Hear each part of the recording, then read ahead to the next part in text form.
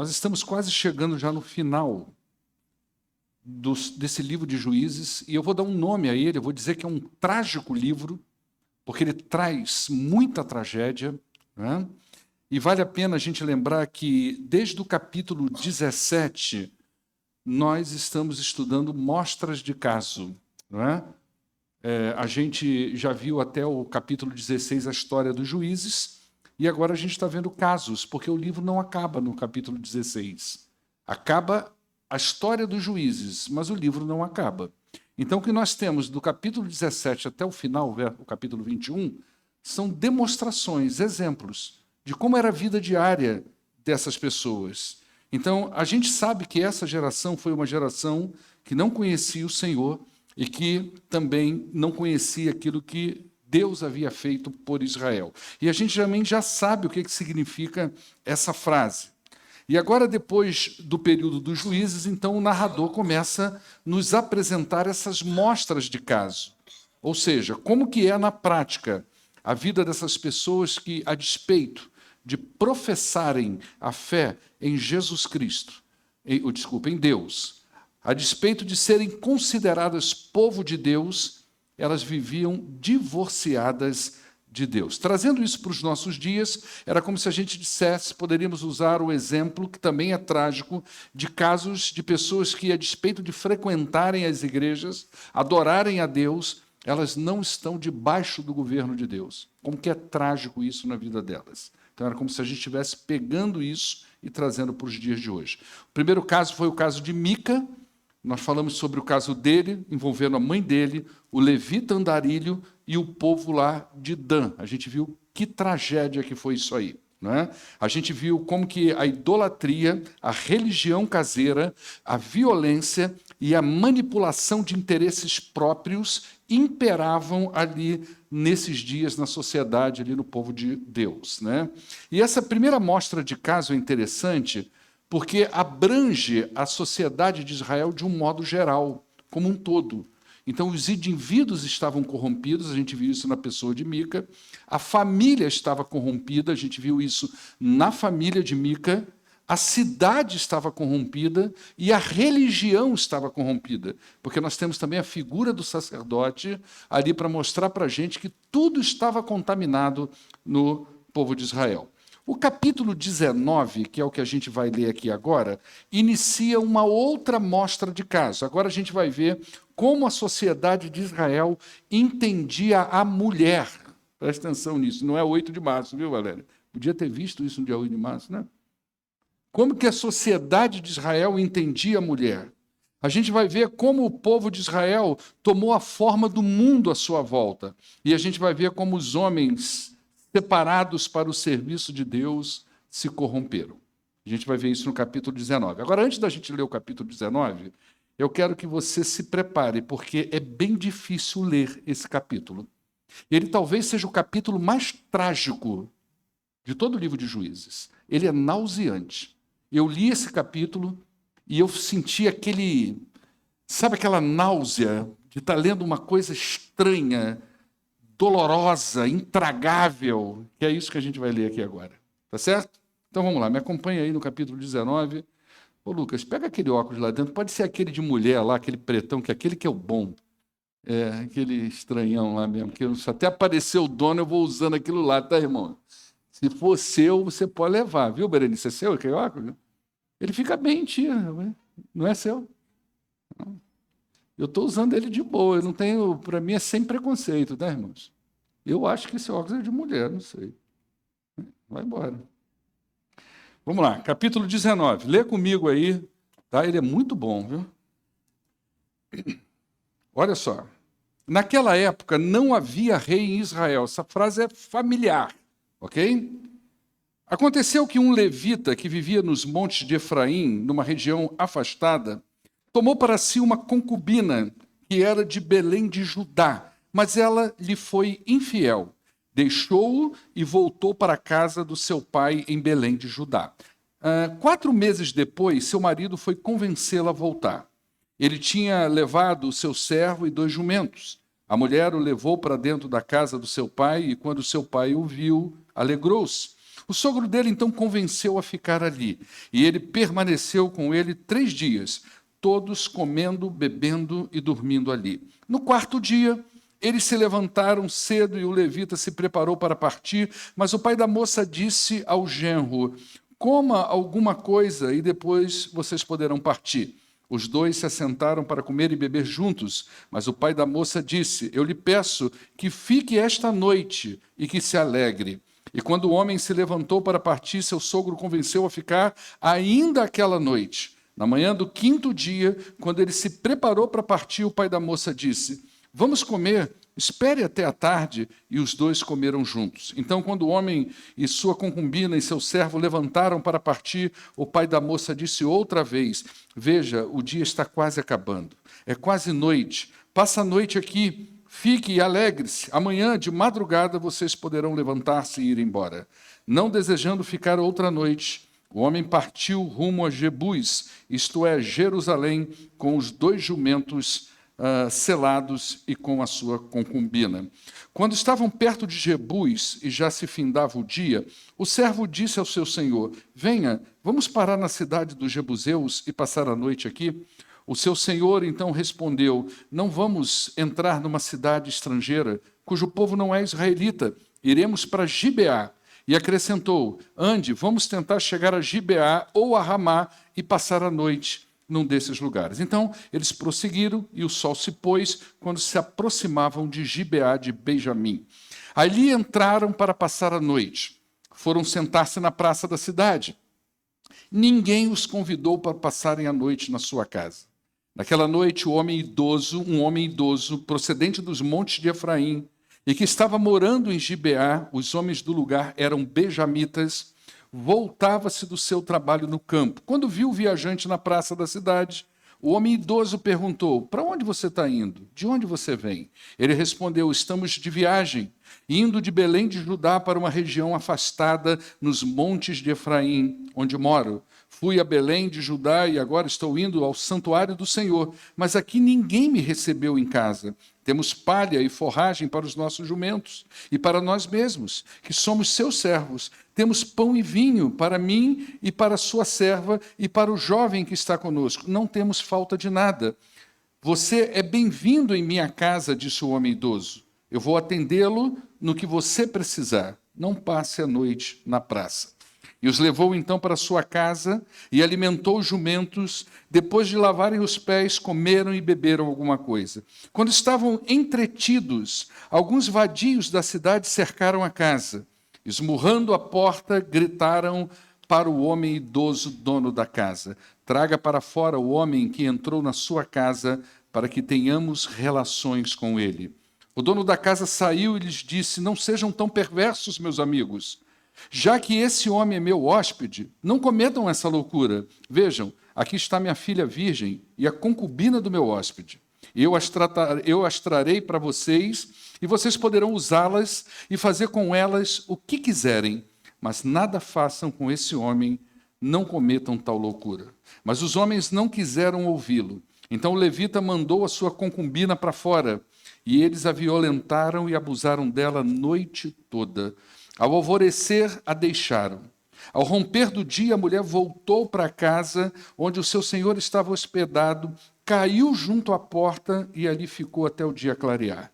Quando o seu senhor se levantou de manhã, abriu a porta da casa e saiu para prosseguir viagem, lá estava sua concubina, caída à entrada da casa, com as mãos na soleira da porta. Ele lhe disse: levanta-se, vamos. Não houve resposta. Então o homem a pôs em seu jumento e foi para casa. Quando chegou, apanhou uma faca, cortou o corpo da sua concubina em 12 partes e as enviou a todas as regiões de Israel. Todos os que viram isso disseram: nunca se viu, nem se fez uma coisa dessa desde o dia em que os israelitas saíram do Egito. Pensem, reflitam, digam o que se deve fazer. Amém? Vamos orar ao nosso Deus? Pai, ilumina a nossa mente, o nosso coração, para que possamos extrair desse texto, Pai, que a despeito de ser sagrado, é tão difícil de ser digerido. Nos ajuda a compreender isso. E nos ajuda, ó Deus, também a entender o princípio disso, para que não incorramos nos mesmos erros nos dias de hoje como igreja do Senhor Jesus. Pois é em nome do poderoso Jesus que oramos, hoje e sempre. Amém. Não é estranho isso aqui, gente? Horrível? Está suando, né? Eu me lembro quando eu fazia faculdade de psicologia, muitos anos atrás, teve uma aula que eu cheguei na faculdade, nessa época eu estudava de manhã, estudei 2 períodos na faculdade, não, só estudei de manhã lá. Estudei de manhã na faculdade e teve uma aula, logo cedo, a primeira aula, nos colocaram para ver um filme chamado Ensaio da Cegueira. Alguém já viu esse filme? 8 horas da manhã você vê Ensaio da Cegueira, é nauseante, porque envolve cenas dessa natureza aqui, né? Mas tinha que analisar o filme, aquela coisa toda e por aí vai. Vamos lá, nós temos aqui uma mostra sombria e trágica do que é viver por conta própria. O texto de Juízes, o livro todo, passa por essa frase emblemática que cada um fazia o que achava certo, não havia liderança, não havia submissão. E esse comportamento não era mal aos olhos da sociedade, mas era mal aos olhos do Senhor. Então, a primeira questão a ser destacada aqui é a questão do levita. E eu não sei exatamente se esse levita é o mesmo do capítulo 18. Eu creio que não seja. E o texto diz que ele possui uma concubina. O que é uma concubina? Literalmente, é uma esposa de segunda categoria. É aquela mulher que o cara não pega como a sua esposa principal no Oriente Antigo. Ele tem várias concubinas, ou ele tem uma concubina, mas ele tem a esposa dele. Ou se ele não tem a esposa dele, ele faz dessa mulher a sua concubina, mas não a trata como se ela fosse a principal mulher da sua vida. Essa ideia do concubinato na Bíblia, você vê isso demais, e às vezes o ímpio usa muito isso contra nós, dizendo que, mas na Bíblia está dizendo que os homens tinham várias mulheres, Abraão tinha várias mulheres, Davi tinha várias mulheres, Salomão tinha várias mulheres, não é? Isso não pertence ao plano original que está lá em Gênesis capítulo 2, verso 24. Deus criou o homem e a mulher para ambos serem apenas uma só carne. Por isso que quando nós casamos, o envolvimento que nós temos a partir do nosso casamento é muito significativo. E é para ser entre 2 pessoas apenas. Então, o concubinato que nós encontramos na Bíblia é nada mais, nada menos do que o desdobramento do pecado. Por isso que levou ao concubinato. Assim como o homem não foi criado para matar outro homem, não foi criado para ser inimigo de outro homem. E o pecado se desenvolve e hoje nós temos guerras, assassinatos, mortes. Então, o concubinato que hoje nós vemos, tanto no meio do povo de Deus, aqui na Bíblia, Abraão, Salomão, Davi e tantos homens valorosos que nós temos como exemplos de fé, a Bíblia nos mostra que esses homens foram pecadores e que eles assimilaram, em certo grau, a cultura da sua volta que estava ali na sua época. Então, aqui, nós vemos um homem que foi levantado por Deus para liderar o seu povo espiritualmente.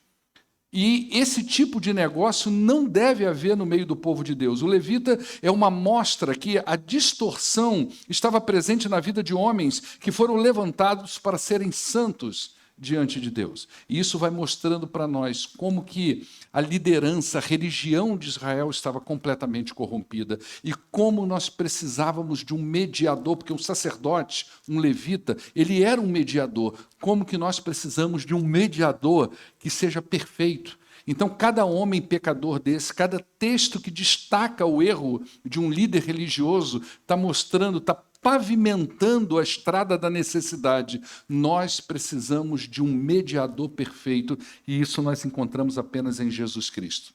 Então, é o típico exemplo de um sacerdote que está contaminado com a cultura pagã. E se esse tipo de coisa atinge a liderança, você imagina o resultado disso na comunidade. Você imagina como que a igreja fica se o seu líder assimila a cultura pagã. Então a igreja precisa tomar muito cuidado com o perigo da assimilação. Uma coisa é a gente viver na contemporaneidade. Outra coisa é nós tomarmos a forma do mundo. A igreja, ela é dinâmica. A igreja precisa acompanhar o progresso do mundo. mas ela não pode perder ou negociar os seus valores ou a sua identidade como povo adquirido para ser santo. Esse cuidado a gente tem que ter. Então, a gente tem que tomar muito cuidado com frases que dizem assim, mas isso não tem nada a ver, todo mundo está fazendo, e isso aí é tranquilo, né? Bobagem, claro que pode, o que isso faz de mal?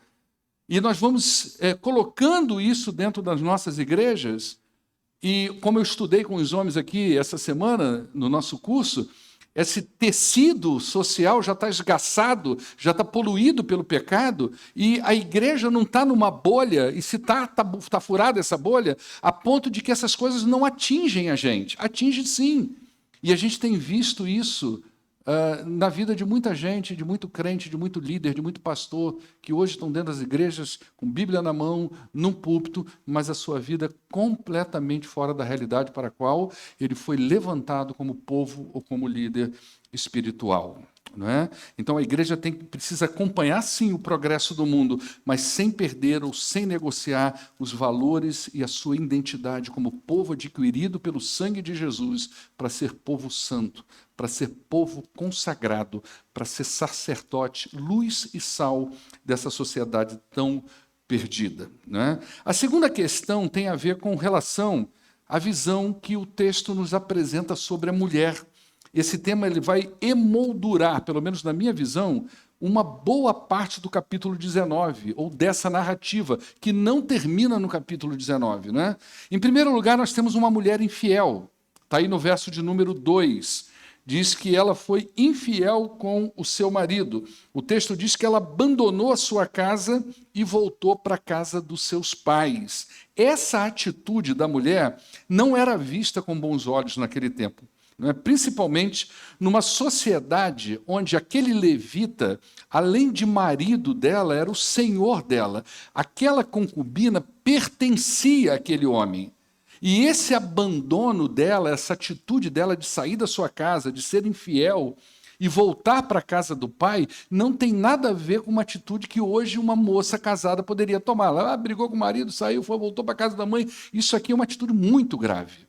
É uma coisa realmente pesada. E essa gravidade, ela aparece, ela se expressa no excesso de generosidade do pai da moça. Você percebe que o tempo todo ele diz assim, fica mais uma noite, fica mais uma noite. E a gente tem que tomar muito cuidado com os exageros. Todo exagero pode estar sinalizando alguma coisa. Não é? Então, olha como que ele é exagerado. Fica mais uma noite. A hospitalidade, ela era uma exigência da cultura oriental antiga, né? Mas ele faz isso com exagero. E esse exagero, na verdade, diz do medo desse pai de que esse levita, esse marido, esse senhor, aplicasse na sua filha as punições cabíveis ao comportamento dela, que era morte e desonra para a família. Então, o que o pai faz? Deixa ele ficar aqui mais um dia. Eu quero ver quais são as intenções dele. Eu quero que ele parta, mas eu quero ficar tranquilo que ele não vai matar ela, que não vai aplicar a severidade da punição nela e, fazendo isso, de certa forma, desonrar completamente a nossa família. Então, esse pai ele quer ter certeza dessas intenções e ele vai pedindo, então, que eles fiquem. Por outro lado, você percebe aqui que a mulher é tratada como um objeto propriedade, que está sendo devolvido para o seu dono. Então, ela não tem escolha. Você vê que o texto não expressa nenhuma fala dela, como se ela não tivesse opção. Então, nem o marido e nem o pai estão preocupados com ela. Eles estão preocupados com as suas desonras. O que vai acontecer comigo? Como as pessoas vão me ver? E era assim que eles viviam. E é interessante que você observa no texto que o narrador não dá nome aos personagens, não tem nome. Qual é o nome do pai da mulher? Não tem. Qual é o nome da concubina? Não tem. Qual é o nome do levita? Não tem. Não é? E você vai ver que doravante não tem nome de ninguém. Por quê? Porque o narrador está tentando mostrar para nós o seguinte, não tem a ver com indivíduos, não tem a ver com a pessoa, tem a ver com um modo de vida que todos viviam desse jeito. Era um inconsciente coletivo. As pessoas, a sociedade, tinha essa visão da mulher, tinha esse tipo de visão de tratamento, né? Então ele não dá nome às pessoas. Então os levitas naquela época, por exemplo, eles tinham concubinas para satisfazer os seus apetites sexuais. Isso era um fato. Não era só aquele levita. Era normal entre os levitas, entre os sacerdotes, ter as suas concubinas. As mulheres eram tratadas como objeto, não apenas essa mulher, mas de um modo geral era assim que a mulher era vista. E a gente vai ver no decorrer do processo que é até pior do que isso, né? Os pais não se preocupavam com a integridade das suas filhas, eles se preocupavam com a honra da família. Então não era só o caso do pai da concubina, era uma visão coletiva, era assim que eles viviam, né? E a situação piora ainda mais, porque depois de 5 dias, o levita, então, e a sua concubina partem de viagem de volta para casa. E perto de Jebus, Jebus é a cidade dos Jebuseus, que posteriormente será chamada de Jerusalém.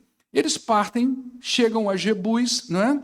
E ali naquela cidade, o servo diz assim, vamos parar aqui? A gente já está caminhando, já está anoitecendo, vamos parar aqui nessa cidade. E o levita se sente inseguro de parar numa cidade, o texto diz, que não era israelita. Realmente, o que aconteceu ali? Na invasão de Josué, quando Deus ordena assim, vai expulsando todas as nações e vocês vão tomando posse, lá no capítulo 1 de Juízes, no verso 21, diz que os benjamitas desobedeceram ao Senhor e a desobediência foi essa daí, ó. Eles não expulsaram os jebuseus que viviam naquela terra. Já os benjamitas não expulsaram os jebuseus que estavam morando em Jerusalém. Aí o narrador, como ele está lá na frente, provavelmente foi Samuel que escreveu isso. Então, na época de Samuel, Jebus já chamava Jerusalém. Ele está dizendo, não expulsaram. Então, ficaram morando lá junto. Então, devia haver aqui um pouco de benjamita, mas o composto era justamente os jebuseus. Então, ele se sente inseguro.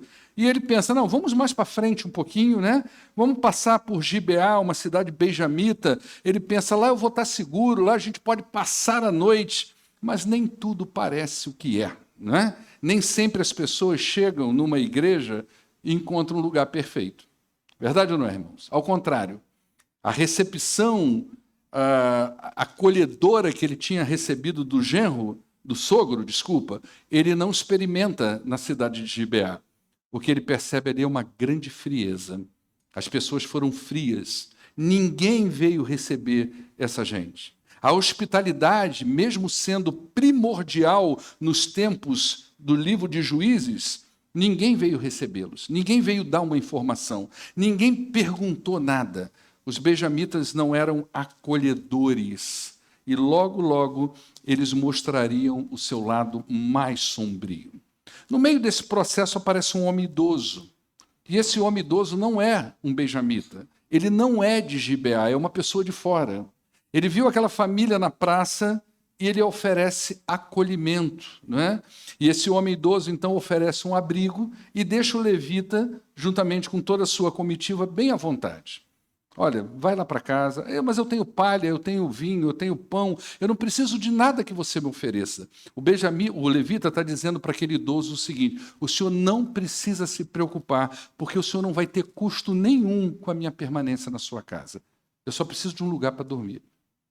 Então o homem, o idoso, diz para ele assim, vai ser do seu jeito, eu só te peço uma coisa, não passe a noite na praça.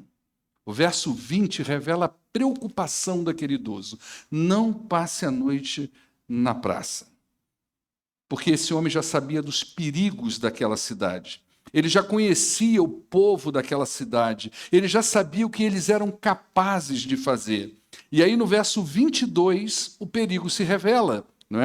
O lado sombrio de um povo que deveria honrar o seu Deus, um povo que foi chamado para representar o Senhor, esse mesmo povo vai apresentar o pecado na sua pior versão. É o povo de Deus. Nós não estamos falando de um povo cananeu. Nós estamos falando dos benjamitas. Quem foi Benjamim? Eu sei. Então, mas quem foi Benjamim? Irmão de quem? De José, lembra dele? Nós estamos falando dos descendentes de Benjamim, cara. Nós estamos falando do povo de Deus. Isso aqui não é história de fora, é lavar roupa suja dentro. Eles vão apresentar o pecado na sua pior versão. Vamos contextualizar isso? Imagina uma coisa, claro que guardando as devidas proporções, tá, gente? Que é até difícil trazer isso para os dias de hoje, na verdade. Quer dizer, para dentro da igreja, pelo menos. Imagina que você se muda para uma cidade fora. Você vai estudar ou vai trabalhar. Aí você pensa assim, aqui tem muitas igrejas aqui nessa cidade. Mas eu vou me sentir mais seguro e mais em casa se eu procurar uma igreja batista. O batista raiz pensa assim. O batista raiz, ele é assim. Ele chega numa igreja batista, ele se sente em casa. Ele pode ir numa presbiteriana, numa metodista, numa assembleia, ele pode gostar do culto, ele pode achar bacana, mas ele quer entrar no mês de maio numa igreja e ver isso aqui, ó. Missões. Se ele entrar, se ele vê uma bandeira de missões, se ele vê aquele peixinho amarelo parecendo a bandeira do Brasil, não é? Ou então uma coisa de uma organização do tipo MCM, homens, embaixo, ele se sente em casa. Ele acha até que é dono da igreja também. O batista tem essa pegada. Aí você pensa, vou me sentir melhor entre os meus. Né? E aí ele chega lá na igreja, você chega lá, mas ninguém te recebe. Ninguém fala contigo. Ninguém pergunta a você no final do culto, você veio de onde? Você está fazendo o quê aqui? Você precisa de alguma orientação? Você é de outra cidade? Você veio trabalhar? Você veio morar? Eu fui pregar numa igreja há muito tempo atrás, que eu sentei no banco da igreja e eu era o pregador da noite. Ninguém falou comigo. Depois de um tempão, o pastor apareceu e me cumprimentou ali. Eu estava no meio aqui, aquele cumprimento rápido, e assim ficou, e assim foi. Isso já é muito tempo. E você não fala, ninguém fala com você, ninguém pergunta suas necessidades, nada, não é? Mas você é batista. E você pensa, não, mas é assim mesmo, eu vou ficar por aqui. E você começa a ficar nessa comunidade. E à medida que você vai convivendo naquela comunidade, você percebe que essa frieza não é nada diante do que você vai encontrar com o tempo vivendo nessa comunidade. Pecados de omissão, fofocas, maledicências, mentiras, pecados sexuais envolvendo a liderança da igreja, soberbas, desuniões, murmurações. E você e a sua família que procurou os seus começam a ser vítimas desse ambiente poluído. Porque essa família aqui, ela deixou de ir para um lugar estranho, com medo, para ir para os seus. E passaram o pior momento das suas vidas. E é estranho, mas o povo de Deus, por vezes, ele se comporta como um mundo à sua volta.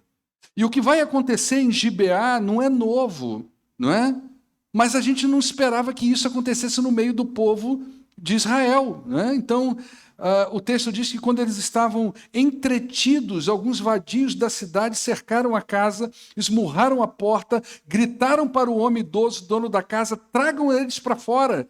Não é? Nós queremos ter relações com eles. Agora eu pergunto a você, você já ouviu isso em outro texto? Você já ouviu isso em outro lugar da Bíblia? Aonde que você ouviu isso? Sodoma. Olha que loucura, que o narrador deu detalhes do que aconteceu no capítulo 19 de Gênesis. Sodoma se tornou sinônimo de perversão sexual. Gente, até hoje, quando a gente vai tratar de perversão sexual, de patologias relacionadas à perversão sexual, a gente ainda usa o termo sodomita. Sodoma virou marca de perversão sexual. O povo de Deus estava o quê, então? Sodomizado. Isso é loucura. E aí você vai entender, porque lá em 1 Coríntios, Paulo escrevendo, e ele condena um sujeito dentro da igreja, e chama a igreja na chincha, e diz assim, olha, tem coisa acontecendo aí no meio do povo de Deus, que nem lá fora se vê. E olha que o mundo greco-romano era um mundo com perversão sexual. Mas o que estava acontecendo? Tinha um elemento lá que nutria relações com a esposa do pai. Não necessariamente que fosse a sua mãe, mas era a esposa do seu pai. Nem fora da igreja se via isso. Isso é o povo de Deus, Antigo e Novo Testamento. Tá? Então, Eles incorporaram o que havia de pior no mundo à sua volta. É como se não houvesse diferença entre o povo de Deus e o mundo. E isso é muito louco. Vamos contextualizar mais uma vez? Imagina o cenário de hoje, gente. Quantas aberrações que há envolvendo crentes, líderes e igrejas que você deve ouvir aí. Hoje a internet cagueta todo mundo, não é verdade? Então, quantas aberrações que você vê envolvendo o povo de Deus. Israel se transformou em Sodoma. Os benjamitas se transformaram em Sodoma. E esse é o cuidado que precisamos ter como igreja, não nos transformarmos no mundo. E as coisas são assim, gente, é devagar. É devagar. Você vai permitindo uma coisa, uma infiltração, uma represa, nem sempre quebra de uma vez. São pequenas rachaduras. Eu vivi isso na construção da minha casa, 12 metros de muro caiu no fundo da minha casa. Todo dia eu ia lá, escutava um barulhinho de areia e eu dizia, vai cair. Os caras, não vai cair, não vai. Um dia eu cheguei lá às 5 horas da tarde, fechando, nem ia lá nesse dia, era véspera de feriado, Semana Santa. Vai cair, não vai cair. Virei para o cara e falei assim, você tem coragem, então, de dormir debaixo desse muro depois do seu almoço? O pedreiro falou para mim, eu tenho, o ajudante, eu não. Mas foi ele falar isso, não deu 10 minutos, deu um estalo. Foi o tempo de eu puxar os 2 homens e o muro cair. Todo 12 metros de muro. Tem noção? As coisas são assim, devagarzinho. E dentro da igreja é a mesma coisa. Vai entrando uma coisinha, você vai permitindo outra. E aí quando vê, você permite nos líderes. Não, você pode estar. E daqui a pouco, quando você vê, está todo mundo tomando a forma do mundo em nome de Deus. Porque Deus é amor. E a justiça vai ficando de lado, não é? Então, o pecado, ele se desenrola da sua pior forma aqui nesse texto. A face do pecado se manifesta da forma mais sombria, e o ser humano vai mostrar o que ele é capaz de fazer quando o pecado está reinando na sua vida. Isso é para todos nós. O que Davi fez com Urias, qualquer homem pode fazer se o pecado estiver dominando o seu coração.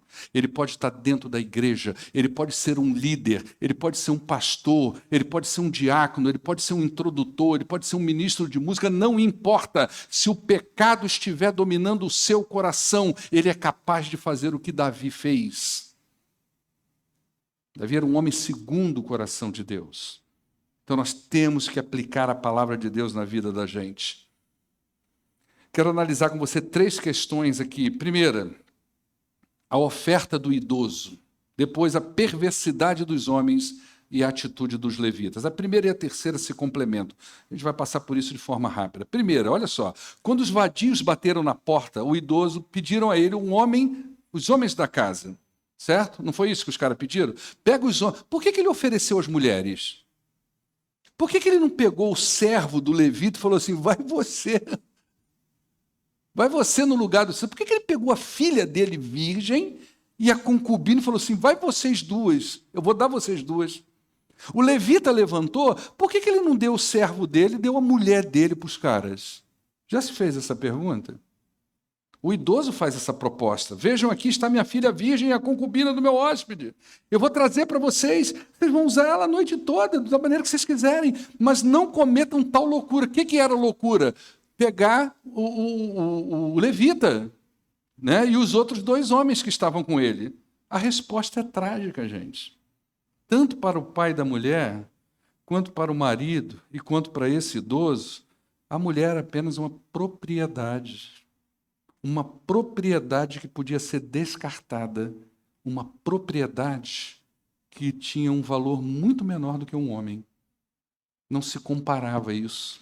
Entre dar um homem a um problema desse, eu dou minha mulher, que tem menos valor do que o meu amigo. Isso não é louco, gente? Isso é desdobramento do pecado. Isso é desdobramento do pecado.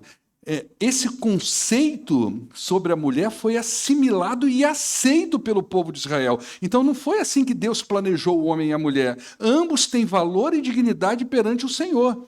E a gente precisa ter muito cuidado em não agir dessa forma nos dias de hoje.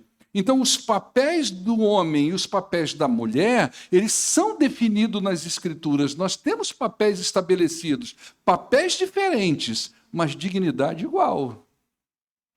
A dignidade e o valor igual. Os papéis, sim, nós temos a diferença deles nas Escrituras. A gente tem que tomar muito cuidado com isso. Às vezes eu tenho a impressão que tem gente que, em nome de uma teologia bíblica, ou uma pseudo-teologia ou entendimento, prefere ouvir a mula de Balaão pregar o evangelho do que uma mulher. Isso é louco, mas tem nos dias de hoje, tá? Então a gente tem que tomar muito cuidado com isso. Depois você vê a perversidade dos homens, que a gente já falou aqui, né? Então a gente já falou dessa questão. Esses homens manifestaram a pior forma de pecado. Eles e o mundo à sua volta não tinha nenhuma diferença. Agiam do mesmo jeito. E você vê o levita, olha a atitude do levita. Depois que a sua esposa foi entregue aos vadios, que ele mesmo entregou, não foi, Vitor? O que esse cara fez? O que ele fez, Lidiane? Depois que ele entregou a mulher dele lá para os caras, o que ele fez? Foi dormir. Qual homem dorme numa situação da... Gente, você consegue imaginar o terror que essa mulher passou? Consegue imaginar o terror? Dá náusea. Isso é louco. Esse homem simplesmente foi dormir. Não é? Dormiu a noite toda. No dia seguinte, ele levantou, se preparou para a viagem, abriu a porta. Presta atenção. Vamos pensar que aqui é onde a mulher estava, com a mão na soleira, tá? Aqui dentro da casa. O cara está dentro de casa, ele abre a porta, a mulher com a mão na soleira, levanta, vamos embora. Com quem que você faz isso? Cachorro, animal. Entendeu a dureza do texto? Não é? Aonde que o povo de Deus pode chegar quando o pecado está reinando no seu coração? Quando, a despeito de professar fé em Jesus Cristo, a gente viver às margens do governo do Senhor, da influência do Senhor. Talvez você não chegue a um extremo desse, mas vai tratar a sua esposa de uma forma leviana, desmerecendo, desrespeitando, não dando devido valor a essa preciosidade que Deus colocou do seu lado. Hoje eu pude dizer isso para minha esposa. Você é um achado, eu falei para ela, você é um achado. Eu me divirto com a minha esposa, eu gosto de brincar com ela. Ela vai para um congresso amanhã, vai ficar 2, 3 dias, não sei, a gente já fica assim meio... Mas o Davizão vai ficar comigo, né, filho? Eu e você. Ela e a Paula, mas eu e o Davi vamos estar juntos aí. Sábado vai estar eu e o Davi lá, viu, seu Carlos? Nós 3 vamos pegar na massa lá, viu? Então... esse homem, ele trata a mulher como se fosse um animal, ele foi frio, desumano com a sua esposa. E todos os personagens envolvidos aqui nessa história real retratam o tipo de sociedade que se transformou o povo da aliança nos dias de Juízes. Esse é o povo da aliança, tá, gente? Esse é o povo do pacto, é o povo do Sinai. Esse povo aqui é o povo que foi prometido para eles, uma terra abundante que emana leite e mel.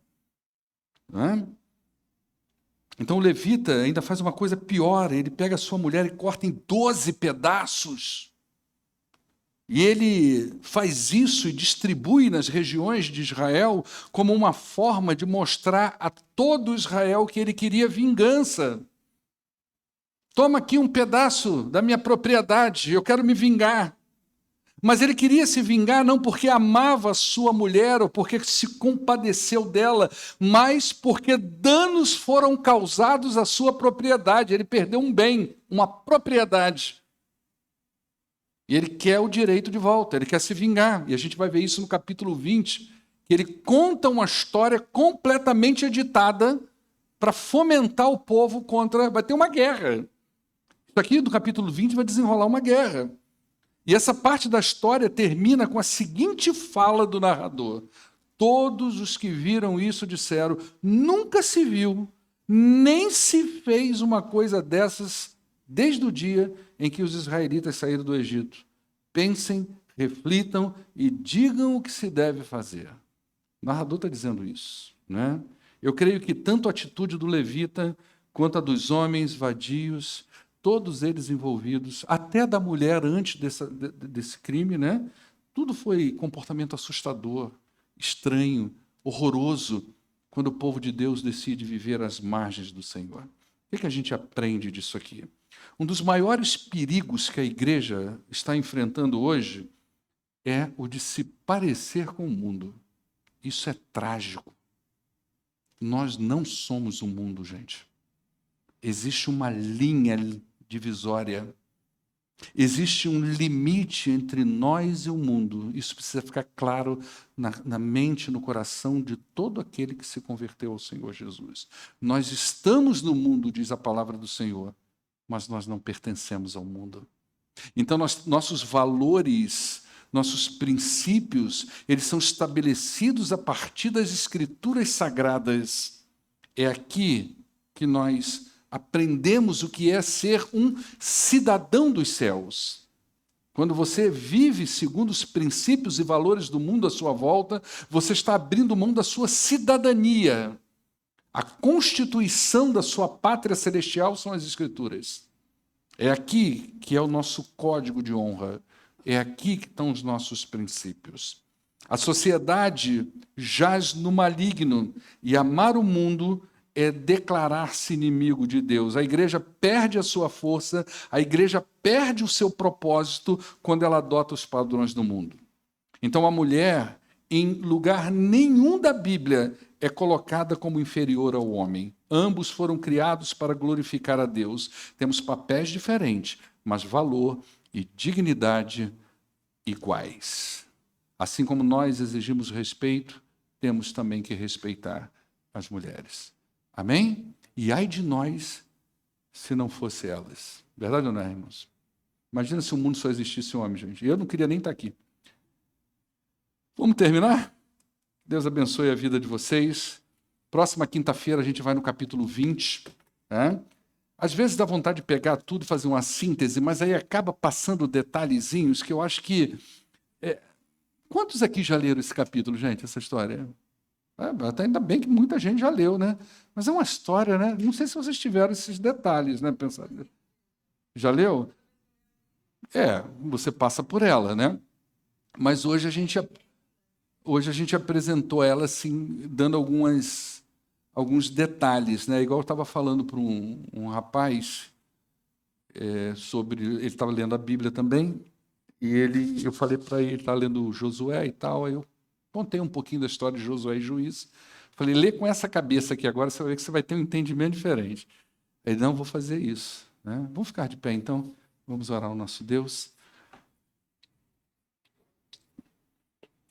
Eu hoje, se perguntassem para mim qual livro da Bíblia deveria ser estudado dentro da igreja, eu diria que Juízes estaria na primeira escala de prioridade. Né? Porque nós estamos vivendo hoje de uma forma diferente do ponto de vista dos acontecimentos, mas a igreja hoje está chegando muito perto disso aqui, né? De professar Deus, né, como Senhor, mas viver às margens. Então a igreja hoje está uma loucura. O Facebook e o Instagram é que cagueta todo mundo. Né? Vamos orar ao nosso Deus. Pai, muito obrigado por essa noite. Aplica, Deus, essa palavra ao coração dos teus filhos. Nós oramos em nome de Jesus. Amém. Que Deus abençoe a vida de vocês.